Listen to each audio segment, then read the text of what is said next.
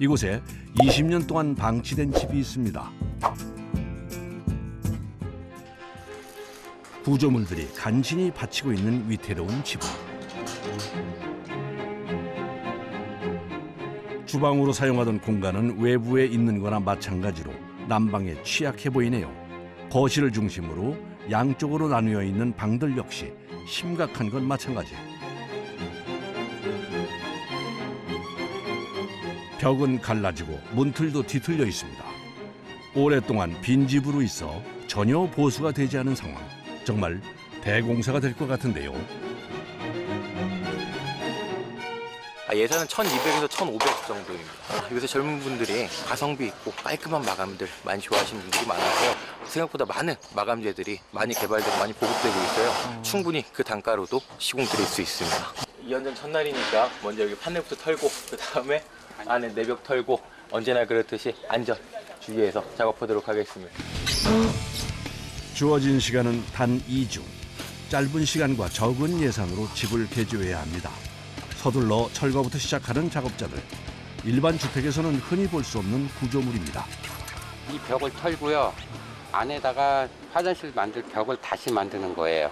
이 원래 있던 벽이 있었는데 질이 나면서 보상이 받아갖고서 여기가 허물어진 거예요. 네. 그래서 보기가 싫다고 건물 주인 전 주인이 이걸 막아놓은 거래요. 아, 그냥 판넬로 그냥 네. 막아놓은 것 뿐이네요. 그렇죠. 아. 근데 이게 다시 없애놓고 있잖아. 정상적인 집이 되려면은 없애야 되니까요. 시작한 지 얼마 되지 않아 멈춘 작업. 안 돼, 안 돼. 안 돼요? 안 돼. 그냥 위험해 보이긴 한다. 안 돼. 보강부터 하고 있어. 얘가 지금 잡아주고 있는 거 먹고 있어. 조금만 뚫어져도 되고 뚫어지지. 외부 구조물에 지붕을 받치는 기둥이 결합돼 있네요. 시작하자마자 갑자기 난중해요. 원래 다 이렇죠 뭐. 아, 폐가들은요? 그러면 뭐 하나 못 하나도 빼면 안 돼요. 폐가는 잘못 보고서 뽑았다가는 서로 물려 있어서 안 돼. 이대로 철거는 불가능. 사각 파이프로 보강 작업에 들어갑니다. 특히 구옥은 붕괴의 위험이 있어 보강은 필수인데요. 구옥 리모델링 시 필수 고려 사항 중 하나입니다. 잡았어요. 잠깐만 좀.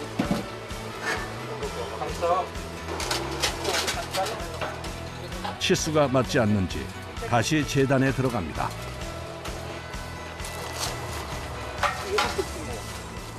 2,530이요. 쟤도 그대로 안 나옵니다. 막상 올려보면 사이즈가 다 달라요. 삐뚤빼뚤하기도 하고요. 그리고 막상 올리다 보면 치수가 많이 틀어지고 그리고 철이 자리를 잡으면서 다른 모재들을 건드리기 때문에 사이즈가 많이 달라집니다.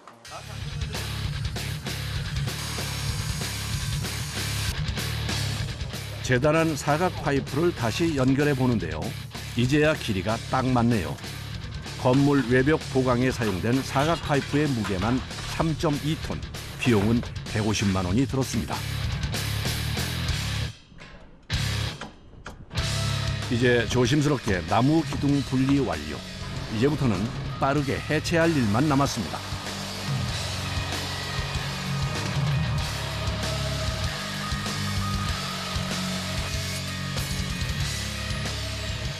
오늘 놔도 돼. 한 마리 놔도 된다고. 내가 올라갔으니까 놔도 돼. 저 안 넘어가 저거 있어서.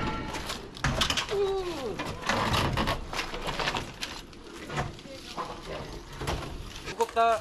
예.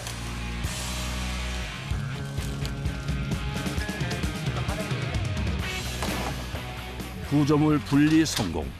이제야 집안이 제대로 보이네요.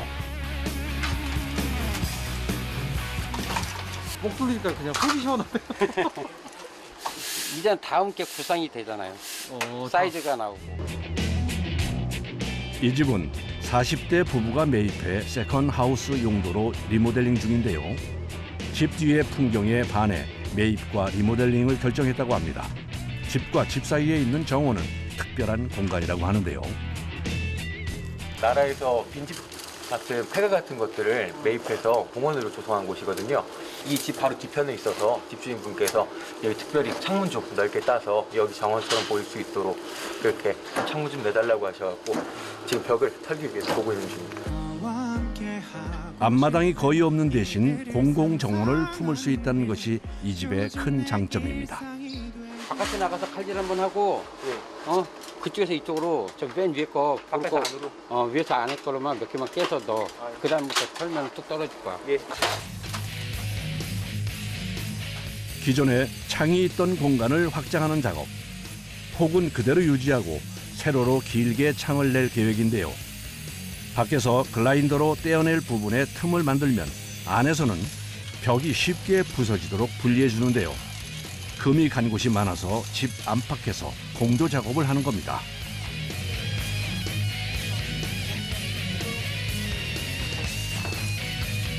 과연 어떤 모습으로 바뀌었을까요? 아, 이 풍경, 야, 멋지네요.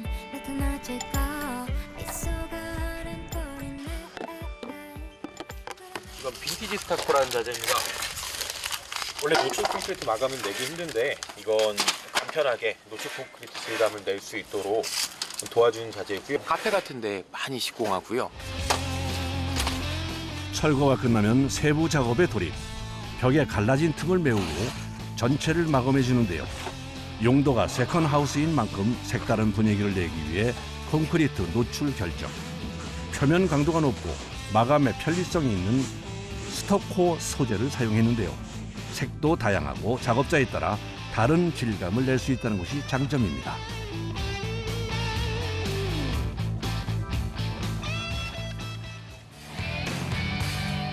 며칠 뒤 다시 공사 현장을 찾았습니다.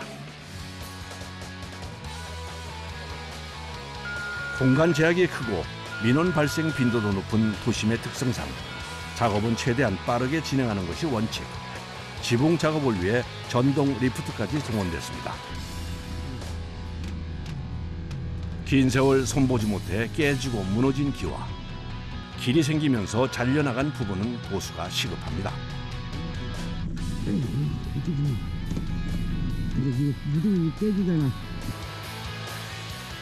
수리할 부분의 기와들을 하나하나 빼내는 작업자. 50년이 넘은 거라 깨지지 않도록 신경을 쓰는데요. 이제 한번 끊어줘.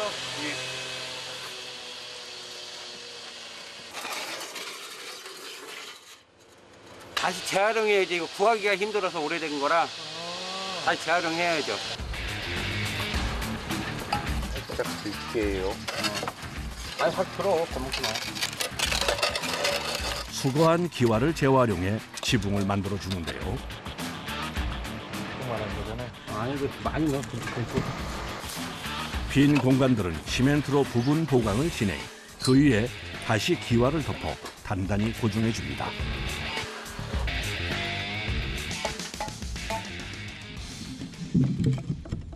쏙 들어가네요.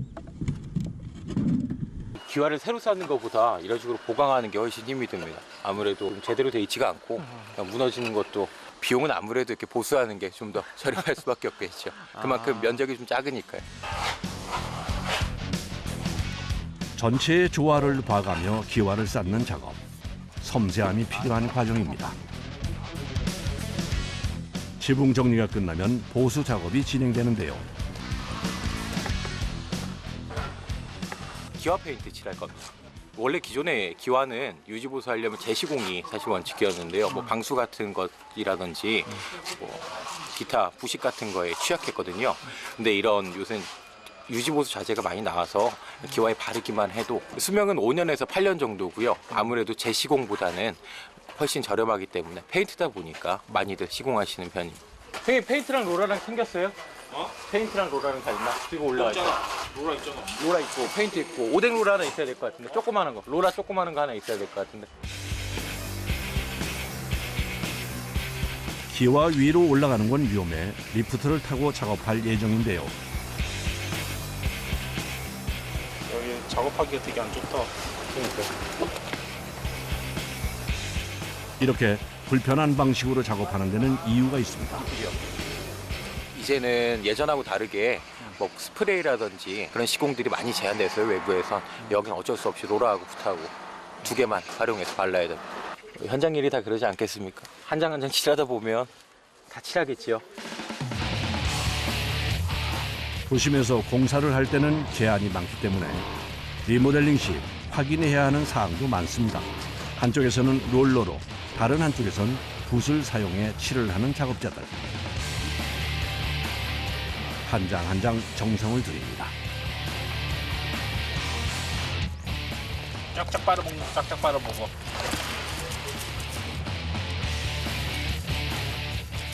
다 이제 기아가 빨아먹어서 한 번 굳히고 한 번 더 칠해야지 색깔이 다 나올 것 같아요. 잘 안 발려가지고요. 손목이 너무 아파요.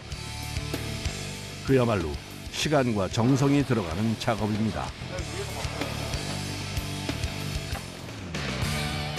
며칠 뒤 다시 리모델링 현장을 찾았습니다.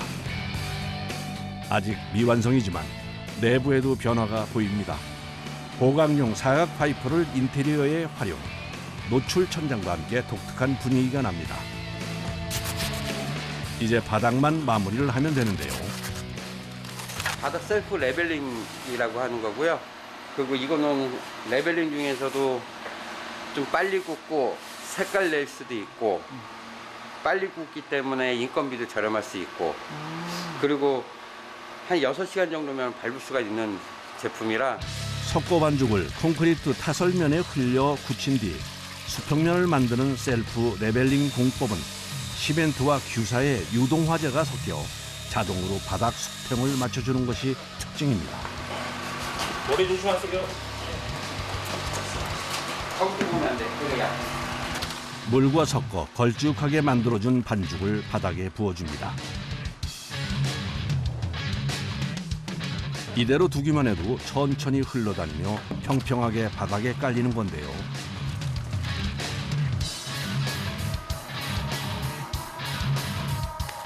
반죽이 어느 정도 자리를 잡아간다 싶을 때 살살 펴주면 작업 끝. 표면이 매끄러워 시각적으로 좋은 건 물론 강도도 좋아 유지 보수 비용 절감에도 도움이 된다고 합니다. 보통은 몇 시간 안에 끝나는 수월한 작업. 하지만 구옥에서는 예외입니다. 바닥의 상태가 좋지 않아 작업 시간이 배로 걸린다고 하는데요. 바닥에 원하는 미장은 못하고 셀프로 맞추기로 해갖고 이걸로 2번 쳐줘야 돼요. 한 번에는 못 맞춰요. 아, 이게 수평이 좀 많이 안 맞아서 그런가요? 수평도 안 맞고 바닥 상태가 너무 안 좋아갖고 2번 쳐야 돼요. 그리고 끝에 몰리도 그래야지 이쁘게 나와요. 바닥은 말린 후 추가 작업이 진행됩니다. 그 사이 좀 쉬면 좋으련만 공사 기간에 맞추려면 틈이 없습니다.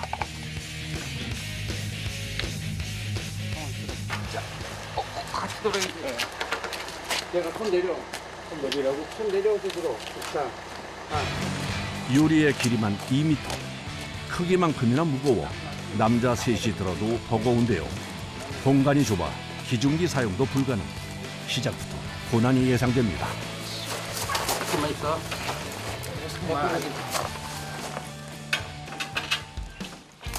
야, 위에를 내려. 아니.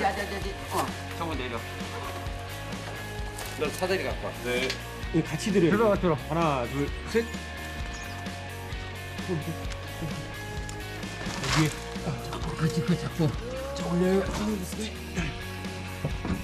밑에. 한쪽만 걸칠게요. 네, 걸쳤어요. 정원이 뒤로는 안 넘어가게. 네.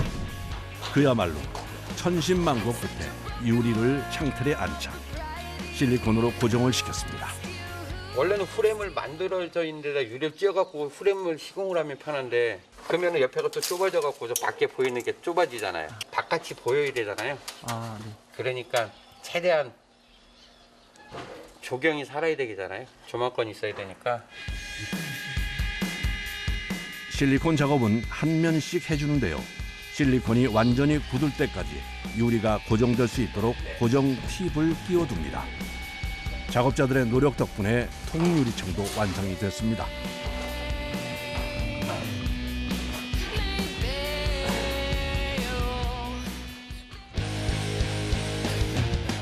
리모델링 작업을 시작한 지도 2주가 지났습니다.